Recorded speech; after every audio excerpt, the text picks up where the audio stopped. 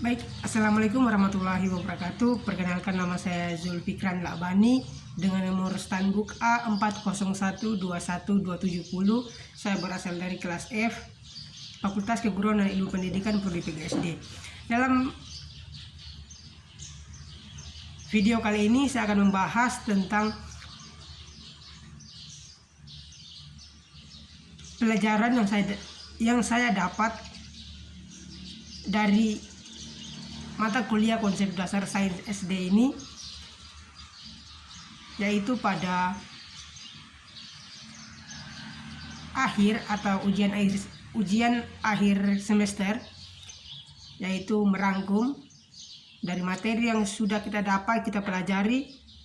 Di sini saya akan sampaikan materi tersebut yang saya dapati dari MK mata kuliah konsep dasar sains SD ini. Yang pertama adalah pada materi yang telah dipresentasikan oleh teman atau kelompok lain, yaitu kelompok 2, yang di dalamnya itu terdapat yang dipresentasikan oleh mereka, yaitu tentang materi cahaya. Di situ saya dapat menyimpulkan bahwa gelombang elektromagnetik yang memiliki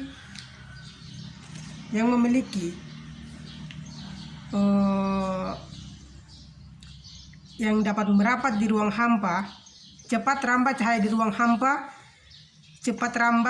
hampa atau yakum adalah 3×10⁸ meter per sekon, dapat dipantulkan bila menyentuh dinding penghalang, dapat bersilang tanpa mengganggu kecepatannya. Dan di dalam medium yang serba sama, cahaya merambat menerus garis lurus, dan di dalamnya cahaya memiliki dua jenis bayangan-bayangan benda, yaitu bayangan inti atau umbra, yaitu bayangan-bayangan gelap di belakang benda tidak tembus cahaya yang sama sekali tidak dilalui cahaya. Bayangan tambahan atau penumbra, yaitu bayangan gelap di belakang benda tidak tembus cahaya yang masih dilalui cahaya. Dan adapun pemantauan cahaya terbagi atas 5, yaitu hukum macam-macam, sifat, cermin cakung, dan cermin cembung. Pada pembiasaan cahaya refleksi terdapat hukum pembiasaan cahaya. Adapun materi juga yang dipresentasikan oleh teman kelompok saya, yaitu tentang materi tentang dalam sistem tata surya.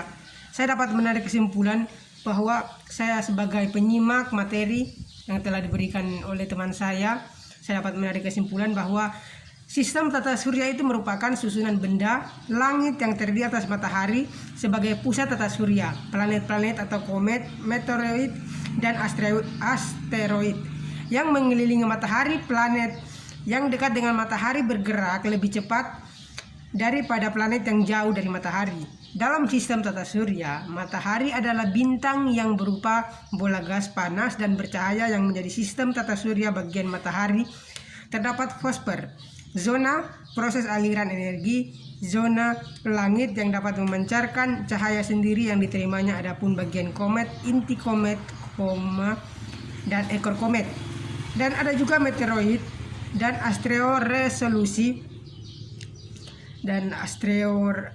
revolusi bumi. Kondisi bulan berbentuk bulat seperti planet, rotasi, revolusi. Adapun pasang purnama dan pasang perbani. Selanjutnya, adapun materi yang dipresentasikan oleh kelompok saya, yaitu oleh kelompok saya sendiri, pesawat sederhana. Di situ saya akan menarik kesimpulan bahwa semua alat bantu yang susunannya sederhana dapat memudahkan pekerjaan manusia, dan pesawat sederhana berdasarkan prinsip kerjanya dapat dibedakan menjadi tuas, pengungkit, bidang miring, katrol, dan roda berporos, roda bergandar. Tuas pengungkit berfungsi untuk mengungkit, mencabut, atau mengangkat benda yang berat. Sementara itu, jenis tuas pertama yaitu tuas dengan titik tumpu, contohnya gunting. Yang ketiga adalah tuas titik kuasa, contohnya sekop. Adapun bidang miring, pada bidang miring terdapat bagian prinsip dan keuntungan. Adapun katrol bisa kita ketahui adalah roda berputar pada porosnya. Adapun beberapa jenis katrol, yang pertama ada katrol tetap dan posisi tidak berpindah. Yang kedua ada katrol bebas, peringkat katrol tidak berubah. Katrol majemuk merupakan perpaduan dari katrol tetap dan bebas. Dan yang terakhir adalah roda berporos. Roda berporos atau roda bergandar merupakan roda yang dilayani oleh sebuah poros yang dapat berputar bersama-sama. Selanjutnya di sini saya akan membacakan materi juga dari yang saya dapatkan dari presentasi teman sekelompok saya, yaitu dari presentasi kelompok yang membawakan judul yaitu perubahan wujud zat. Di situ saya bisa dapat, sebagai mahasiswa saya dapat mengambil kesimpulan bahwa